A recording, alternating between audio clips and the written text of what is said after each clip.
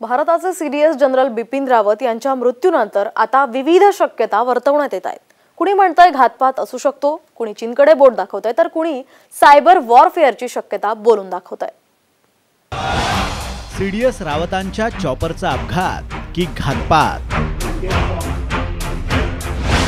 समाजातून विविध शक्यता व्यक्त। चौकशी अंतीत सत्य समोर येणार। देशाचे पहिले सीडीएस बिपिन रावत यांच्या हेलिकॉप्टरचा बुधवारी अपघात झाला, ज्यामध्ये रावत यांच्यासह 13 जणांचा मृत्यू झाला। हा अपघातच होता की घातपात होता, असे प्रश्न आता अनेक जण विचारू लागले। घातपात करून देशाचे शत्रू चीन आणि पाकिस्तान आणि त्यांचे समर्थक जे भारतात आहेत त्यांनी तर तो अपघात घडवला नाही। म्हणजे काय नेमकं केलं? पेट्रोलमध्ये काहीतरी मिश्रण घातलं, हेलिकॉप्टरचे काही स्क्रूज लूज केले, किंवा सरळ ज्याच्याकरता चीन प्रसिद्ध आहे की सायबर अटॅक करून त्यांची जी कम्युनिकेशन सिस्टीम होती ती बंद पाडली। एरवी वाचाळ म्हणून प्रसिद्ध असलेल्या सुब्रमण्यम स्वामींनी थेट चीनकडेच इशारा केला आहे।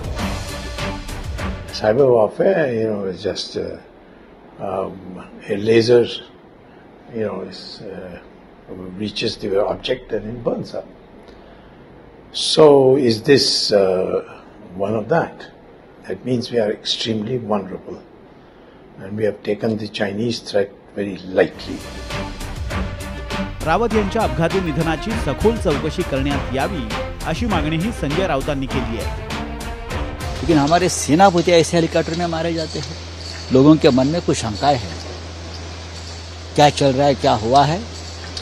मुझे लगता है हमारी सरकार भी अब तक इस सदमे से बाहर नहीं आई होगी बिपिन रावत जी के मृत्यू के बाद।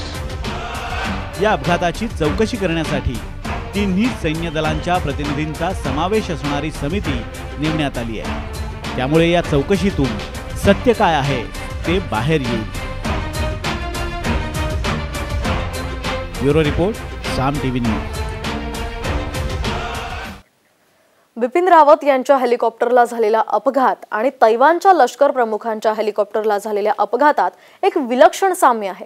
त्यामुळे या अपघातामागे चीनचा हात असल्याची देखील चर्चा रंगली आहे। रावत यांच्या अपघातामागे चीन।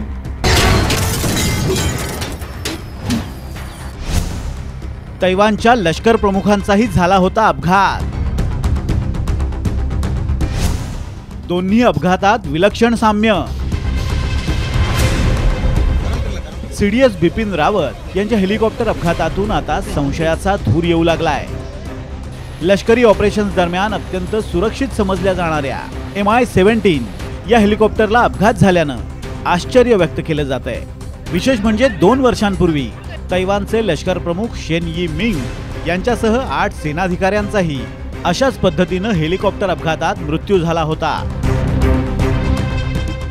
2 जानेवारी 2020 ला शेन यी मिंग हे तैपेईच्या ईशान्येकडील येलान प्रांतातील डोंगाव वायुसेनेच्या तळावर पाहणीसाठी जात होते। ते प्रवास करत असलेलं ब्लॅक हॉक हे अद्ययावत हेलिकॉप्टर अचानक नादुरुस्त झाल्यानं पायलटनं ते रिकाम्या जागेत उतरवण्याचा प्रयत्न केला। मात्र पायलटचा हा प्रयत्न अयशस्वी ठरून ते हेलिकॉप्टर कोसळलं। या अपघातात मिंग यांच्यासह 8 लष्करी अधिकाऱ्यांचा मृत्यू झाला होता। तैवान बेटावर चीननं दावा सांगितलाय, त्यामुळे तैवान आणि चीनमध्ये गेल्या काही महिन्यांपासून तणाव आहे। तर भारत आणि चीन दरम्यानही सीमावाद सुरू आहे। म्हणजेच विविध मुद्द्यांवरून या दोन्ही देशांचे चीन सोबत वाद सुरू आहेत। यापूर्वीही रशिया, अमेरिका आणि इस्रायल सारख्या लष्करी ताकद असलेल्या देशांवर शत्रू राष्ट्राविरोधात कट केल्याचे आरोप झालेत।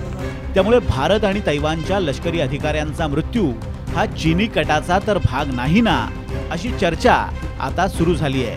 Bureau report, Saam TV news. CDS general Rawat यांच्या हेलिकॉप्टर अपघातावरून आता चीननं भारतीय लष्कराची खिल्ली उडवली आहे। चीनी सरकारच्या मुखपत्रातून चीन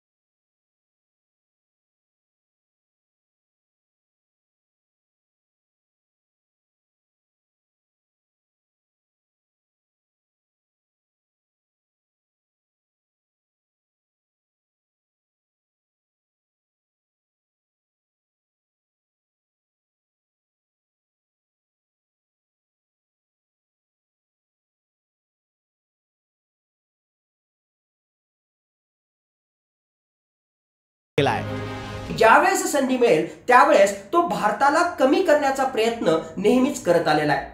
ही वेळ भारताविरुद्ध टीका करण्याची, ही वेळ भारताचे लष्कर प्रमुख जनरल बिपिन रावत यांच्या विरुद्ध टीका करण्याची नव्हती, पण चीननं अशा प्रकारच्या वेळेवर सुद्धा अशा प्रकारचा कॉमेंट केलेला आहे। यातूनच चीनचा तोकडेपणा आणि अनैतिकता स्पष्टपणे दिसून येते। भारताच्या संरक्षण धोरणावर टीका करतानाच खरं युद्ध झालं तर चीनी लष्करासमोर भारताला काहीच संधी नाही अशी दरपोक्तीही चीननं केली आहे। तसंच चीन नाही तर मागासलेपण हाच भारताचा सर्वात मोठा शत्रू आहे अशा शब्दातही ग्लोबल टाइम्सनं भारताला हिणवलंय। आता या टीकेचा भारताकडून कसा समाचार घेतला जातो तेच पाहायचंय। Bureau report, Saam TV news.